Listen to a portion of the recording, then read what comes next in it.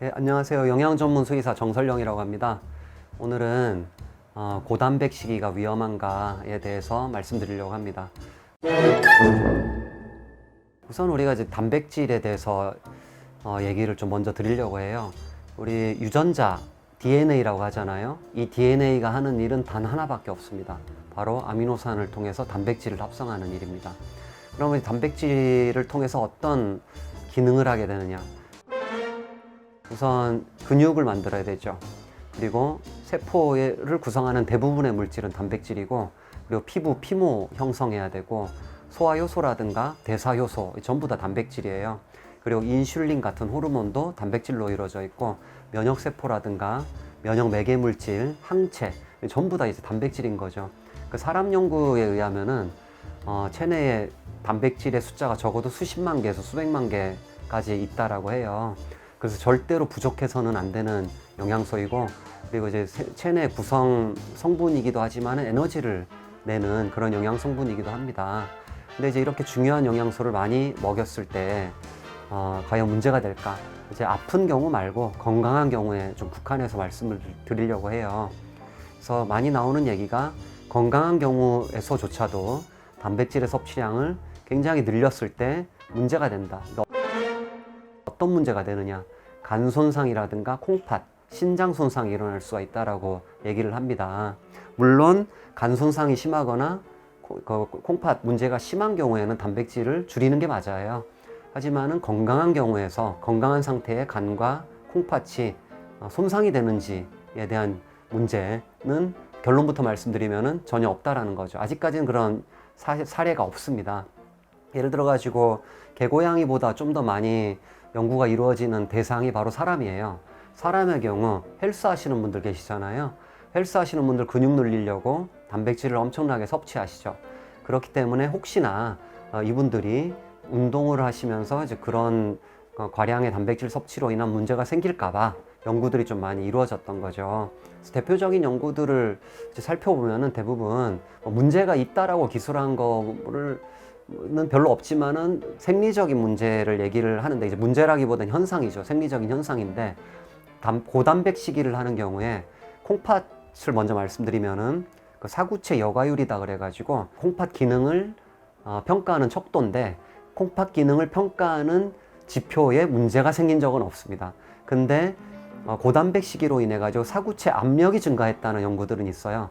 근데 당연히 사구체 압력은 증가합니다. 그건 생리적인 현상이거든요.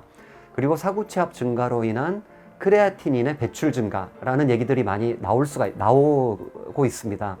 크레아티닌은 기본적으로 근육에서 생성되는 대사산물이에요. 그래서 이제 고단백식이를 하면 근육량이 늘고, 그로 인해 크레아티닌의 생산량도 늘겠죠. 그렇게 이제 배설량이 늘거나 아니면 사구체 압력이 늘어나면은 당연히 크레아티닌의 배출량도 생리적인 현상으로 늘어날 수가 있다라는 거죠. 근데 이를 잘못 받아들여 가지고 이게 마치 문제가 있다라고 생각을 한다라는 거죠.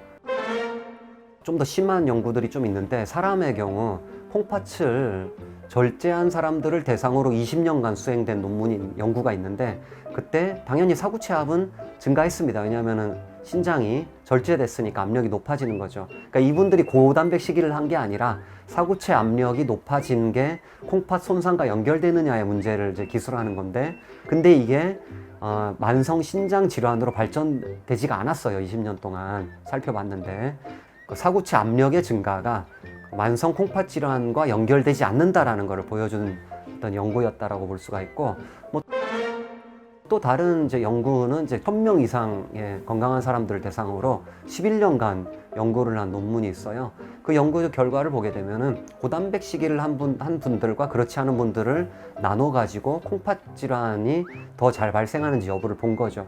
통계학적으로 전혀 차이가 없었다라는 거죠. 그러므로 건강한 사람이 고단백식이를 하든 저단백식이를 하든 콩팥 기능은 11년간 똑같았다라는 얘기죠.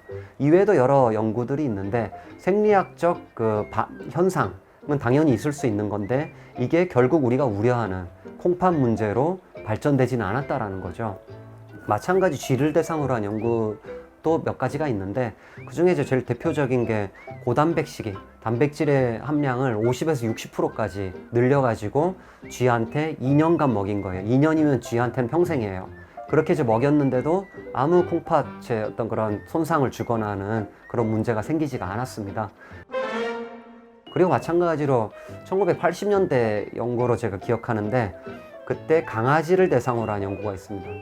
강아지를 대상으로 단백질을 이제 56%좀 많이 준 거죠. 그 다음에 27%뭐 평균적으로 준 거고 19%좀 낮게 준 거죠. 단백질의 양을 조절해가지고 줬을 때 4년을 줬습니다. 4년 동안 급여했는데 신장의 구조적 변화가 나타나지 않았습니다.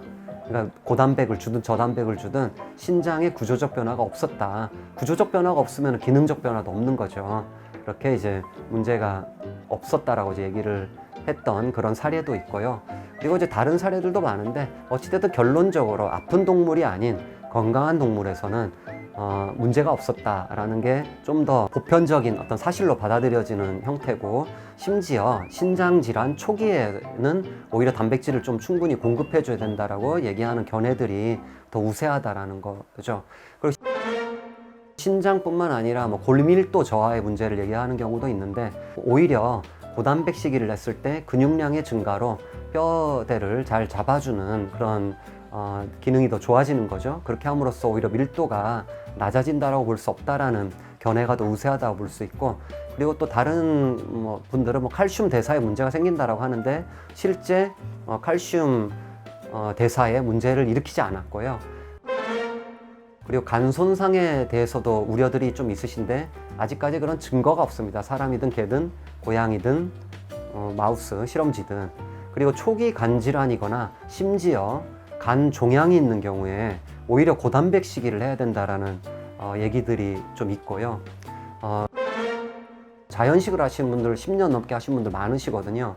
단백질의 양이 사료 대비 2배까지 증가된 시기 중에 하나가 자연식이에요. 그렇게 10년 넘게 급여하시는 분들 계시거든요. 아직까지 고단백 시기로 인한 문제가 저는 들어본 적이 아직은 없다라는 거죠. 물론 이제 학술적, 통계학적 연구도 진행이 돼야지 확실하게 더 말씀을 드리겠지만은 실제 사례를 본 적이 없다라는 거고, 물론 단백질이 아닌 단백질을 구성하는 아미노산, 그러니까 유리 아미노산이거든요. 우리가 많이 실생활에서 적용하는 거는 메티오닌이라는 필수 아미노산, 또는 트립토판이라는 필수 아미노산, 또는 라이신 같은 아미노산을 적용하는 경우가 많거든요. 근데 이 경우에는 특히 자경과 자묘, 성장기 반려동물한테는 좀 조심해야 됩니다. 그리고 또한 마찬가지로 단백질을 익히는 경우에는 그 질이 떨어져요. 소화흡수율이 떨어지는데 예를 들어 가지고 사료는 가공 처리를 좀 했기 때문에 좀 단백질의 소화흡수율이 좀 떨어지거든요. 근데 그때 사료 같은 경우에는 단백질뿐만 아니라 곡물도 많이 들어가거든요. 이 당 성분이죠. 곡물은 당 성분하고 단백질 성분을 같이 익힐 경우에 그 AGE라는 이게 Advanced Glycation End Product라는 물질인데 이게 발암 물질이에요. 이게 형성이 되는 문제가 있습니다. 근데 이 부분들은 전부 간접적인 문제인 것이고, 가공 처리를 좀 하지 않으면은 발생할 수 없는 문제고, 그리고 이제 그런 유리아미노산 형태로는 실제 식재료를 가지고 우리가 섭취시킬 수 있는 건 타우린밖에 없거든요. 근데 타우린은 굉장히 안전한 아미노산으로 지금 얘기가 되고 있고 하기 때문에 실제 식재료를 통해서 이런 문제를 야기하기는 좀 어렵다라는 거죠. 예를 들어 유리아미노산 같은 메시오닌이라든가 이런 거는 이제 빈혈을 일으키고 너무 과량으로 급여하는 경우에, 트립토판은 이제 콩팥 손상을 일으키거든요. 특히 이제 성장기 반려동물한테. 근데 이거를 따로 먹이는 경우는 영양제를 먹이거나 하는 경우밖에 없고, 실제 음식을 통해서는 그럴 일이 없다라는 거죠. 고단백 시기는 실제 식재료를 통해서 하는 것이기 때문에 과량으로 먹였을 땐 큰일 나요. 문제가 생겨요라고 말할 만한 학술적 증거는 아직 없다라는 거죠. 그리고 이제 다른 연구들을 토대로 비슷한 생리학적 특징을 가지고 있는 개와 고양이에도 비슷하게 적용을 할 수가 있고, 심지어 콩팥 문제가 있는 경우, 4분의 3을 절제한 경우라도 크게 문제를 일으키지 않았다라는 그런 연구들을 토대로 이렇게 중요한 단백질을 좀 충분히 제공하는 게 문제없이 건강에 도움을 줄 수 있다라고 저는 그렇게 생각합니다. 감사합니다.